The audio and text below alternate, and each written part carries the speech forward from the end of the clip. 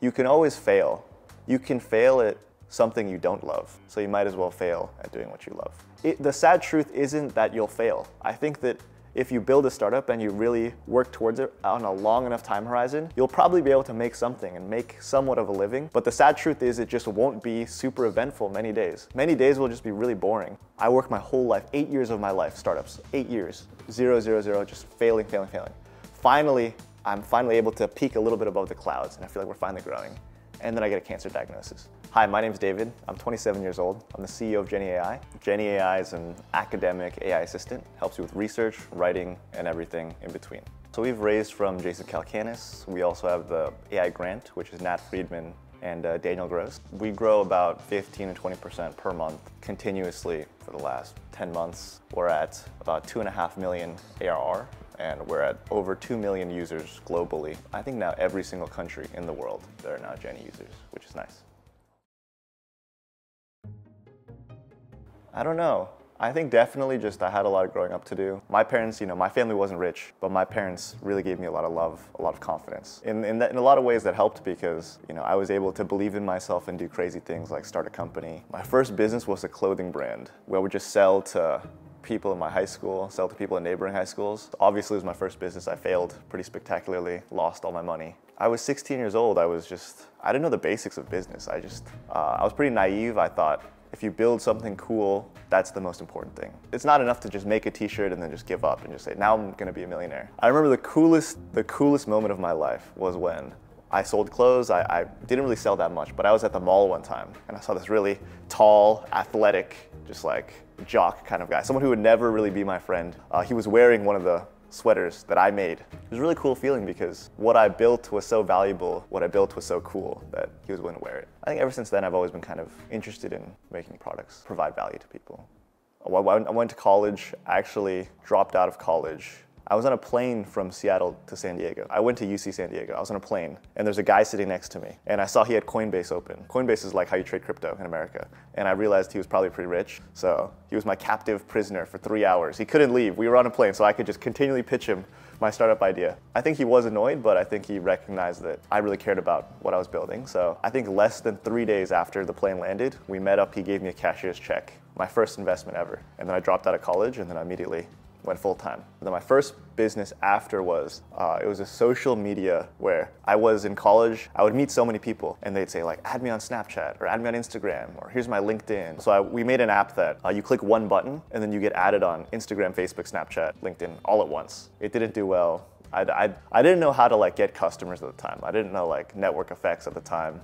We also weren't building for our users. We made a lot of poor decisions product-wise. Then I made a dating app startup, which also failed. The dating app startup was actually pretty cool. It was like an AI dating app where you don't swipe at all. And we use machine learning to look at your face and your previous partners to see who you might be physically attracted to, and then look at your Facebook to see like your interests and then try to find people. And then we partnered with restaurants in the city and then set up your first date for you at a restaurant you both liked with the coupon. So it was like a concierge service, and the local businesses also loved it because they got free customers. They got these customers coming in from our dating app. But when I went to raise money, and then the VC actually, I'm not going to invest in your startup because we actually want them to stay on your dating app as long as possible. If they find a boyfriend or girlfriend and they get happy, they're going to delete the app, not renew their subscription, and you're not going to have $1 billion business. Honestly, that was really sobering for me. I was still, like 19, 20 at the time, so when I heard that, I felt like I had just crossed the chasm into like the adult world of like venture capital, and I was pretty disillusioned. And then we actually stopped working on that because that was just such a crazy, sobering moment. When I failed my first startup, it didn't feel good, but it didn't feel that bad because I was still a student in college. So I was like, this is what life's about. It was only when I started failing after I dropped out of college, that was when I really felt a lot of pressure, felt pretty bad. I would see on Instagram my friends would be graduating. They'd have those fucking pictures with the graduation gowns and the hats, and then I would be at home either living with my parents or working on some startup that wasn't really doing that well. And then fast forward a year and they'd have high paying jobs at Microsoft. And then I would still be, same thing, I'd still be at home, still not doing well. And I think those failures really hurt a lot more because even though I want to say like, oh, I try not to compare myself to people, I try to like be the best version of myself, you can't have full control over your mind. So it was a little hard to, you can always fail. You can fail at something you don't love. So you might as well fail at doing what you love. The valuable lesson for me, your gut instinct, it actually rarely provides me much value. The blueprint for like $1 billion company, it's kind of ripped up and scattered among minds and actions of the users that you're trying to build for. And like you have to be both egotistical enough to believe that you can genuinely make $1 billion company, which is like a wild statement, I think. And then also humble enough to realize that you really don't know much and you have to continually talk to users. If you have ego, it could be strange at first. But I think once you like put that down, I think just your startup can blossom a lot better, I think. I was a literature major, so I really loved poetry in college, so I loved writing. And then my co-founder was a computer science engineer. He eventually did his PhD in natural language processing, so writing and AI. We always wanted to kind of find some way that we could connect those two.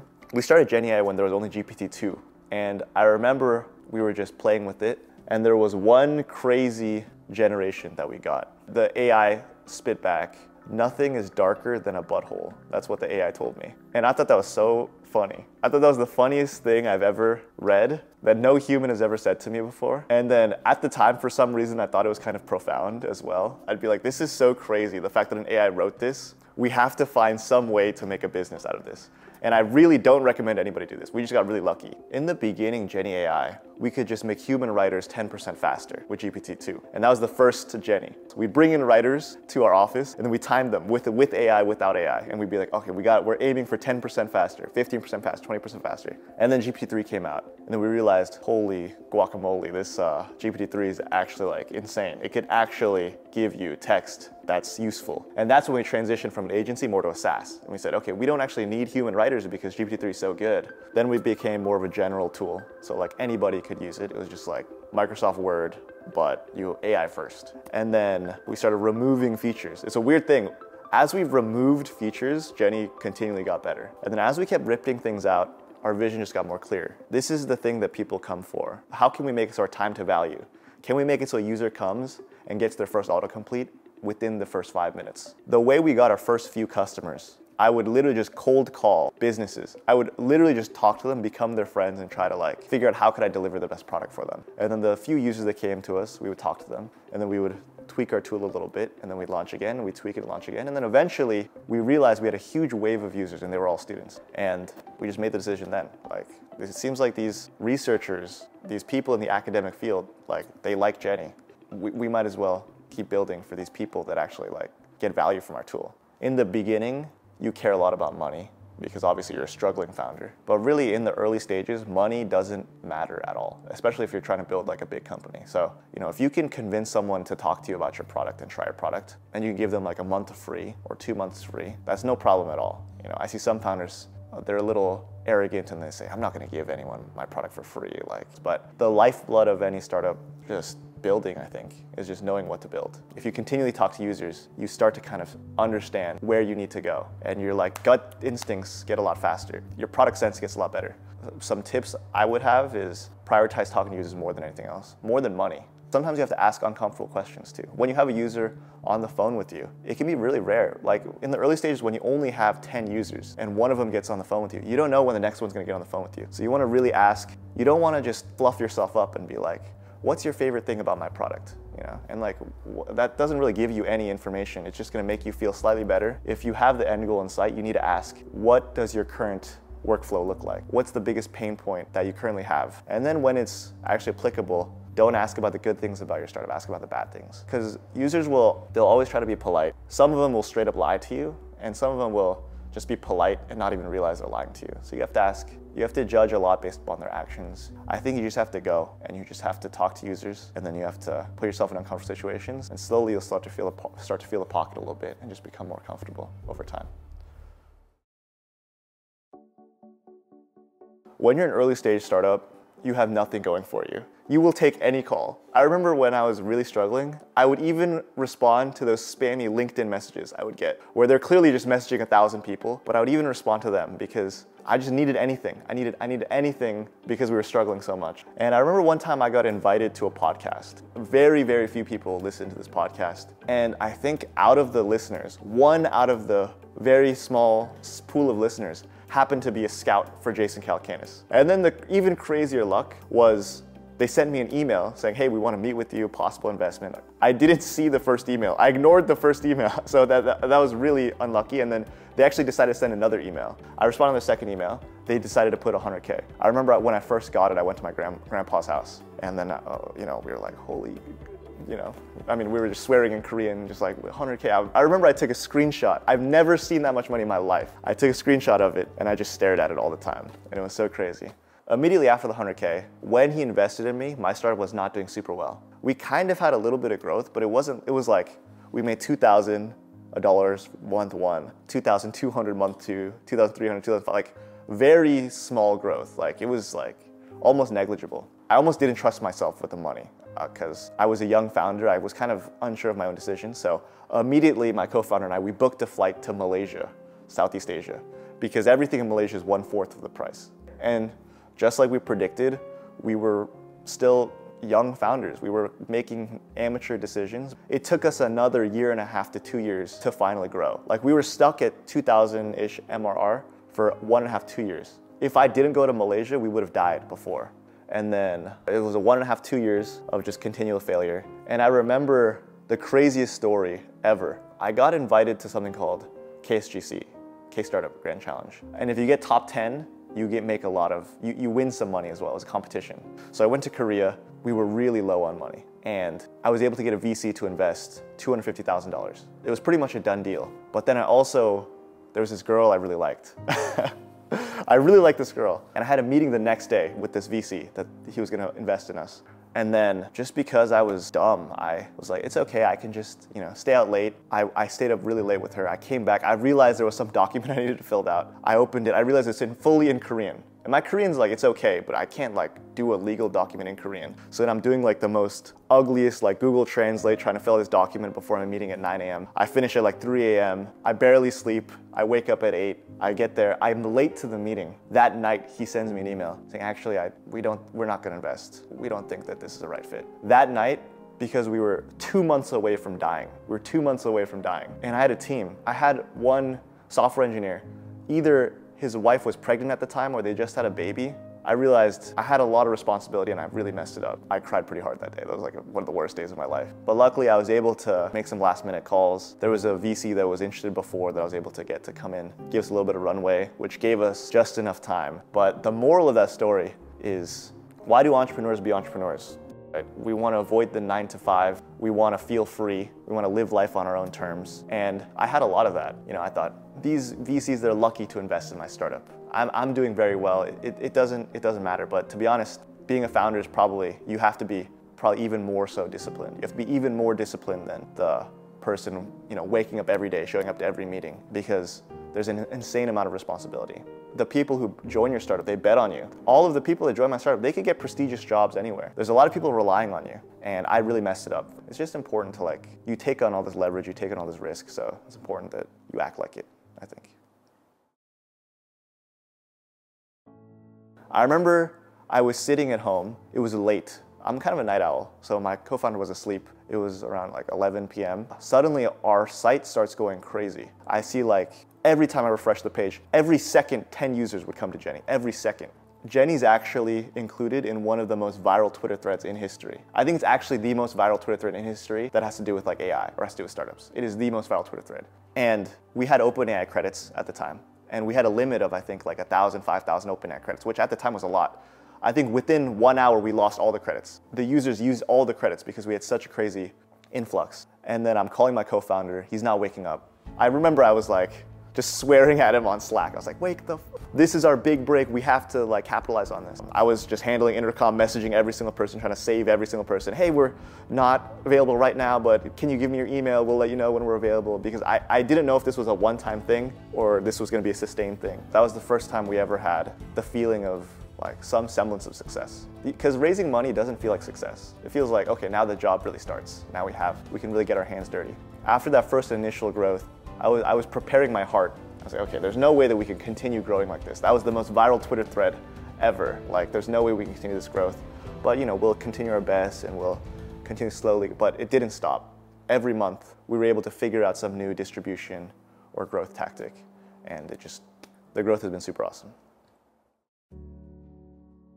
That month, was 2 months after the most viral tweet. Yeah, so I was in Korea. I always had this like growth on my jaw. I get it checked out every once in a while. It's like, okay, it's been like a few years, I'll check it again. So I went to go get checked. And then she was like, since you're here, do you want to check your neck too? Since you're here. I was like, okay, sure. You know things are not good when the nurse is suddenly quiet. And then she says, 50% chance that you have thyroid cancer, because they see some tumors in my thyroid. I didn't know what to say. At that point, I still didn't think I had cancer, because my entire life, all I've known is a life without cancer, so it's hard to imagine.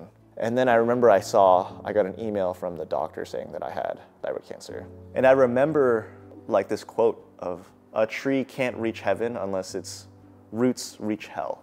And that's how I really felt. Of like, I worked my whole life, 8 years of my life, startups, 8 years, 0, 0, 0, just failing. Finally, I'm finally able to peak a little bit above the clouds, and I feel like we're finally growing.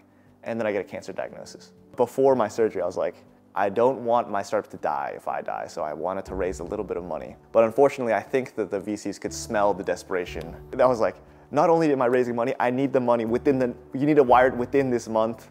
It was a weird situation. So I remember the day of the surgery was really crazy. I was really nervous for the surgery. And then the doctor comes in and says, oh, you have a fever. We don't know if we can do the surgery today. Would you like to reschedule it? And I said, there'll always be probably some reason. So I said, let's just do it. And then my body temperature kept going up before the day of the surgery. So they start bringing ice packs. I'm just laying in bed, ice packs all over my body. And I remember my mom, she saw that I was really stressed. She sat next to me and she said, don't worry, things will be okay.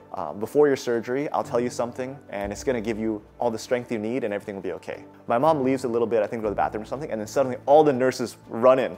And they're like, we just have the operation table, someone like pulled out, we need to do surgery now. I was about to go in surgery, my mom wasn't there, they weren't gonna I was afraid I wouldn't understand the instructions. I had a fever, the risk of like my surgery was higher, all these things, so I wanted to leave. But for some reason in the waiting room, there was like a Bible verse on the ceiling. And it said something about like, don't be afraid, leave it all up to God. And then they took me to the surgery room, they did the surgery, I woke up, surgery went well. After a few days, I was able to speak. And I remember I asked my mom, I was like, hey, what was that thing you wanted to tell me before the surgery? And she was like, oh, I wish I could have told you. It was this Bible verse that I found online. And it was the same Bible verse that was on the ceiling. I'm not a very religious person, but for some reason I was like, okay, you know what? So much of my life has been like these miraculous things. I'm just like, sitting next to my first investor on a plane, having Jason Kelkin invest in me from a random podcast, having a crazy viral tweet from someone I've never met, getting cancer. I guess to sum it up, like, I've just been so grateful for like my little miracles every day. I'm just really grateful all the time.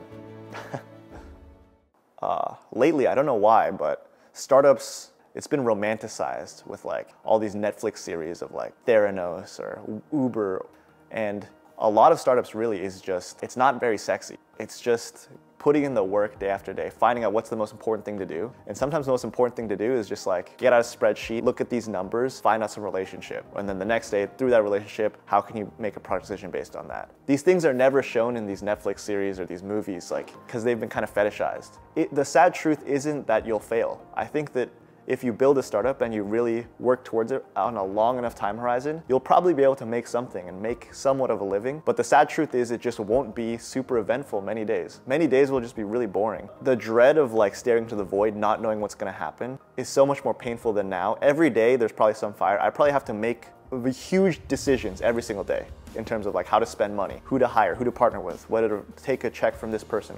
And it's not nearly as painful as when I was in my room alone and it was just super boring and I had to do like these boring things I had no idea what to do and it was just like not even eventful. So I guess my advice is like, just be ready. Just be ready for the many years of putting in the hours, putting in the reps. I wish you the best of luck, I guess, yeah.